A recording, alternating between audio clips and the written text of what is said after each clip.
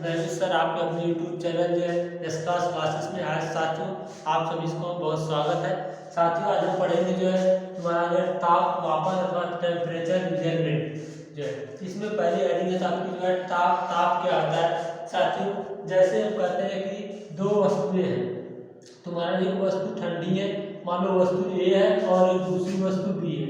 यह वस्तु जो है गर्म, यह वस्तु ठंडी है तुम्हारी और यह वस्तु तुम्हारी गर्म है। यह वस्तु ए बी है और यह वस्तु ए है, गर्म वस्तु है। तो हमें यह पता कैसे चलता है जो है कि यह वस्तु जो है ठंडी है, वस्तु गर्म है। क्या करते हैं हम जो है ये वस्तु ए या वस्तु बी को हम छूते हैं, छूने के पश्चात पता चलता है कि यह वस्तु ठंडी है और यह वस्तु क्या है गर्म। अतः किसी वस्तु का जो ताप होता है वह तुम्हारे ठंडेपन अथवा तुम्हारा गर्माहट की माप होती है। गर्माहट की तुम्हारी क्या होती है, गर्माहट की माप होती है। अगर वस्तु तुम्हारा ठंडा है या गर्म है उसको हम छूने के पश्चात बता देते हैं कि वस्तु तुम्हारा क्या है, ताप ठंडा है और गर्म है। तो हम क्या करते हैं जो है हम इसको जो है किसी एक जो है संख्या के द्वारा ताप को किसी एक संख्या के द्वारा प्रदर्शित करते हैं। ताप होता क्या है, जैसे पानी जो होता है, पानी या कोई भी द्रव, पानी या कोई द्रवित पदार्थ, द्रवित तुम्हारा क्या है, द्रवित पदार्थ कोई द्रवित पदार्थ तुम्हारा द्रवित पदार्थ में हम ले लेते हैं, जैसे पानी हम ले लेते हैं।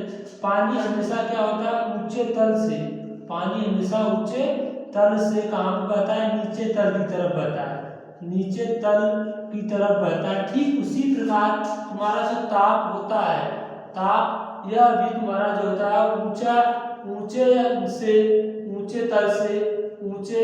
तल से या अधिक गर्म वस्तु या तुम्हारा कह सकते हैं गर्म वस्तु से तुम्हारा जो है ठंडी वस्तु में जाती है, ठंडी वस्तु में तुम्हारी जाती है।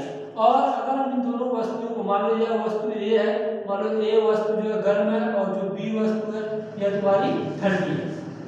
अगर हम इन दोनों के एक दूसरे के संपर्क में रखें, इन दोनों वस्तुओं को, वस्तु ए और वस्तु बी को हम क्या करेंगे, एक दूसरे के संपर्क में रखें, तब तो क्या करेंगे, तो ये जो ठंडी वस्तु गर्म वस्तु से ऊष्मा तुम्हारी ठंडी वस्तु में जाती रहती है और तब तक जाएगी जब तक कि दोनों वस्तुओं में के जो ताप होते हैं वो समान नहीं हो जाए।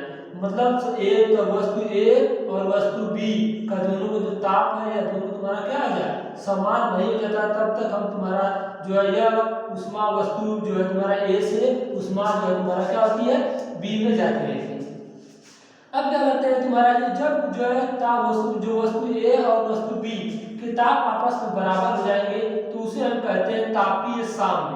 क्या कहेंगे हम उसको, तापीय साम्य कहते हैं। इसको अंग्रेजी में बोलेंगे थर्मल इक्विलिब्रियम, थर्मल इक्विलिब्रियम बोलेंगे, इक्विलिब्रियम बोलते हैं। अब हम आया है तुम्हारा कंडीशन, इसके ताप हो गया तुम्हारा, ताप के बाद हम पढ़ेंगे तुम्हारा तापीय मापन क्या होता है, तापीय मापन, तापीय तुम्हारा मापन। तापीय मापन में जो है पढ़ेंगे ताप को मापते कैसे, ताप को मापते कैसे। जैसे हम जो है हम अगर तुम्हारा एक लोहे की जो है लोहे का कील ले ले या लोहे का कोई जो छड़ ले ले, लोहे का छड़ ले लेते हैं, लोहे का छड़, और दूसरा ले लेते हैं लकड़ी का छड़, लकड़ी का डंडा ले लेते हैं, लकड़ी का डंडा लकड़ी का डंडा ले लेते हैं। इन दोनों को हम जो है धूप में रख दें, इन दोनों को हम क्या करें जो है धूप में रख देते हैं। जैसे हम धूप में रखते हैं तो हम देखेंगे जो लकड़ी का डंडा है तुम्हारा, जो तुम्हारा लोहे का डंडा है वह शीघ्र ही गर्म हो जाता है। लोहे का डंडा शीघ्र क्या होता है, गर्म हो जाता है, लेकिन जो लकड़ी का डंडा होता है यह इसकी अपेक्षा तुम्हारा क्या रहता है, ठंडा रहता है। यह जो लकड़ी डंडा है इसके अपेक्षा क्या होता है, ठंडा। तो हम कहेंगे कि जो लोहे का छड़ है यह अधिक तुम्हारा गर्म है और तुम्हारा जो लकड़ी का जो डंडा है यह अधिक तुम्हारा क्या है, अधिक नहीं, थोड़ा सा कम तुम्हारा जो है ठंडा रहता है। तो हम क्या करते हैं कि इसमें तुम्हारा जो है जैसे एक और हम उदाहरण ले लें, अगर हम ले लें अपने दाएं हाथ को, दाएं हाथ हो गया और हम तुम्हारा हो गया बायां हाथ। दाएं हाथ को हम गर्म जल में डाल दें, गर्म तुम्हारा जो है जल में अगर डाल दें, गर्म जल या पानी में डाल दें और इसको हम जो है ठंडे पानी में डालें, ठंडे पानी में बाएं हाथ को हम ठंडे पानी दोनों हाथों को हम निकाल करके, इन दोनों हाथों को निकाल करके अगर हम गुनगुने पानी में डालें, गुनगुने पानी में तुम्हारा क्या करें, डाल देते, जो बायां हाथ होगा यह हमें ठंडा प्रतीत होगा, और जो दाहिना हाथ होगा, जो दाहिना हाथ होगा यह हमें ठंडा प्रतीत होगा, और जो बायां हाथ होगा यह हमारा तुम्हारा क्या होगा, गर्म प्रतीत होगा।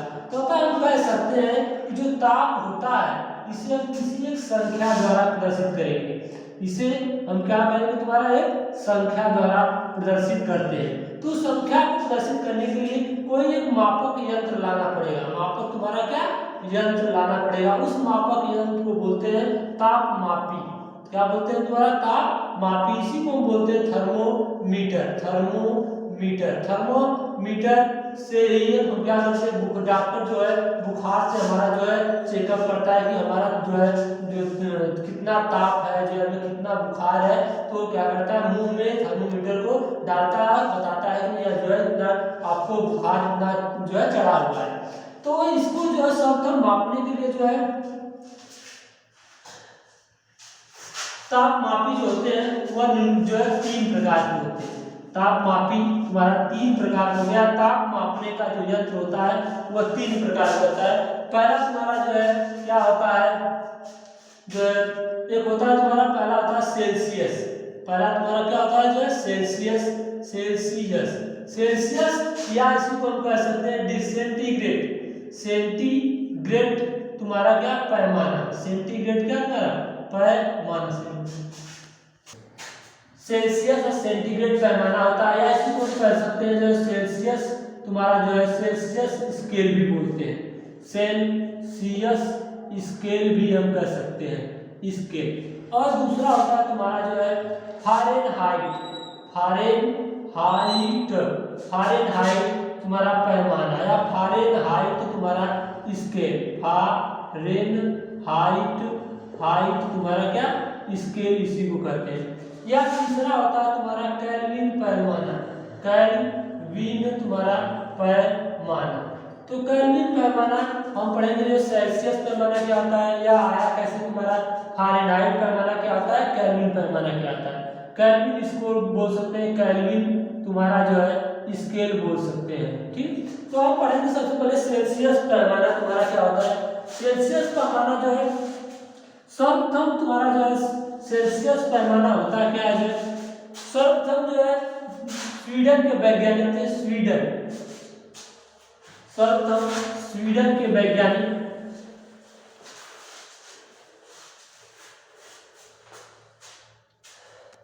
सर्वप्रथम स्वीडन के वैज्ञानिक, स्वीडन के वैज्ञानिक तुम्हारा जो है सेल्सियस में, सेल्सियस में जो है सन 1742 में सेल्सियस पैमाना दिया। सबसे पहले जो है सेल्सियस पैमाना किसने दिया, जो है स्वीडन के वैज्ञानिक सेल्सियस ने सन 1742 में यह पैमाना दिया। इसके लिए इन्होंने बताया कि जो तुम्हारा जो होता है भाप बिंदु, भाप तुम्हारा बिंदु, भाप बिंदु, इसके लिए इन्होंने लिया 100 जो है डिग्री, 100 डिग्री जो है लिया, और उसके लिए जो है ताप बिंदु, ताप, ठीक है चलिए, इसके लिए जो है सब सेल्सियस में जो है भाप बिंदु तुम्हारा 100 डिग्री सेल्सियस लिया, और हिमांक बिंदु तुम्हारा लिया जो है 0 डिग्री सेल्सियस। इसको बोलते हैं आइस, तुम्हारा जो है आइस पॉइंट, और इसको बोलते हैं तुम्हारा जो है स्ट्रीम पॉइंट, जब तुम्हारा जो है हिमांक जो 0 डिग्री सेंटीग्रेड 0 लिया, और तुम्हारा जो भाप बिंदु तुम्हारा लिया 100 डिग्री। अब इसके बीच का जो अंतर होता है, इन दोनों के बीच का अंतर यह तुम्हारा 100 डिग्रियों के बराबर होता है, 100 डिग्रियों के इन्होंने क्या किया, बराबर लिया है। अब इस आधार पर और इन्होंने जो है बताया कि जो है तुम्हारा यह हिमांक और जो भाप बिंदु का जो अंतर होगा वह 100 डिग्री के बराबर होगा। अब उसके बाद नंबर 2 आता है तुम्हारा जो है सेल्सियस फारेनहाइट। दूसरा होता है तुम्हारा नंबर 2 फारेनहाइट, फारेनहाइट पैमाना तुम्हारा क्या होता है, फारेनहाइट पैमाना, फारेनहाइट जो है सन जो है लगभग 1710 में जो है जर्मनी के वैज्ञानिक फारेनहाइट ने एक पैमाना प्रस्तुत किया जिसे हम बोलते हैं फारेनहाइट पैमाना। इन्होंने जो है इसके लिए इन्होंने हिमांक जो बिंदु था, हिमांक लिया जो है 32 जो है डिग्री, और जो है इसका भाप बिंदु जो लिया भाप बिंदु इन्होंने इसके लिए भाप बिंदु लिया तुम्हारा जो है 212 डिग्री। भाप बिंदु इन्होंने लिया 212 और जो है तुम्हारा हिमांक बिंदु इसको ले लिया जाए, भाप बिंदु तुम्हारा हो गया जो है 212 और हिमांक बिंदु तुम्हारा लिया इन्होंने 12 जो है 32 जो है डिग्री। इसके बीच के जो अंतर है हिमांक फारेनहाइट में हिमांक और तुम्हारा जो है भाप बिंदु के बीच का जो अंतर है भाप बिंदु के बीच का जो अंतर दिखाया उन्होंने 180 दिखाया। अर्थात कहने का मतलब हुआ कि तुम्हारा जो 100 जो डिग्री है 100 डिग्री तुम्हारा वह सेल्सियस जो होगा वह 180 डिग्री फारेनहाइट क्या होगा तुम्हारा बराबर होगा। अर्थात हम कह सकते हैं कि 1 डिग्री तुम्हारा जो है 1 डिग्री सेल्सियस क्या होगा 180 बटे तुम्हारा जो हो जाएगा 100 फारेनहाइट। अगर हम इसको काट देते हैं तो आएगा तुम्हारा 1 डिग्री सेंटीग्रेड बराबर आ जाएगा तुम्हारा जो है 9, यहाँ पर 2 9 18 2 5 10 हो जाएगा 9/5 तुम्हारा क्या जो है फारेनहाइट। अतः हम किसी भी जो है सेल्सियस पैमाने को अगर फारेनहाइट पैमाने में बदलना है तो उसके लिए जो पहले तो उसका जो सूत्र कैसे आया इसको हम लगाएंगे। तो यह बराबर होता है तुम्हारा जो है 32 प्लस 9/5 सी। अब इसके माध्यम से फारेनहाइट और सेल्सियस में संबंध निकालने के लिए इधर प्लस इधर आएगा तुम्हारा माइनस हो जाएगा, यह माइनस 32 जो है बराबर तुम्हारा जो है n/9/5 सी। अंदर 5 का मतलब जो है भाग इधर आएगा तो गुणा हो जाएगा तुम्हारा और इधर 9 में तुम्हारा क्या हो जाएगा जो इसको इधर भगा देते हैं तो हो जाएगा तुम्हारा f माइनस जो है 32/9 का यहाँ पर गुणा इधर आ जाएगा भाग हो जाएगा तुम्हारा c/5। इस सूत्र की सहायता से हम इसको सीधा लिख सकते हैं 3/5 बराबर f माइनस 32 बटे तुम्हारा क्या 9। इस सूत्र की सहायता से हम क्या करते हैं जो है सेल्सियस को फारेनहाइट में और फारेनहाइट को सेल्सियस में बदल सकते हैं। आओ आगे हम देखते हैं तुम्हारा जो है आपका तुम्हारा तीसरा जो पैमाना है वह है केल्विन पैमाना या केल्विन स्केल भी बोल सकते हैं इसको जो है। इसके लिए जो है सन 1852 में जो है लॉर्ड केल्विन ने यह पैमाना दिया था जो है केल्विन पैमाना सन 1852 में लॉर्ड केल्विन नामक वैज्ञानिक ने दिया था।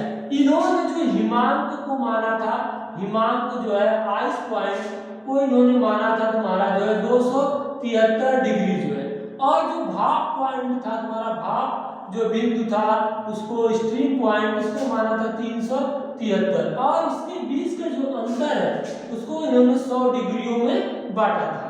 इसके बीच के अंतर को इन्होंने 100 डिग्रियों में बांटा था। अर्थात कह सकते हैं कि जो 100 डिग्री हो सेल्सियस होगा वह तुम्हारा क्या होगा जो है 100 केल्विन के बराबर होगा। 100 केल्विन क्या होगा बराबर था 1 डिग्री सेल्सियस बराबर 1 केल्विन में तुम्हारा क्या हुआ बराबर हो गया। अतः अब हम किसी भी चीज को ऑब्जेक्ट बराबर हो गया तो हम आगे जो है सेल्सियस केल्विन और उसमें संबंध दिखाएंगे। तुम्हारा जो है सेल्सियस और फारेनहाइट और केल्विन में संबंध। केल्विन में तुम्हारा क्या संबंध होता है, केल्विन में संबंध तुम्हारा संबंध के लिए जो है तुम्हारा फार्मूला हो जाएगा c जो है 5 बराबर f माइनस 32/9 बराबर तुम्हारा जो है k माइनस 273 जो है बटे 5 273। इस सूत्र की सहायता से हम जो है केल्विन को सेल्सियस में, सेल्सियस को फारेनहाइट में, केल्विन को फारेनहाइट में बदल सकते हैं। आओ हम आगे की तरफ देखते हैं।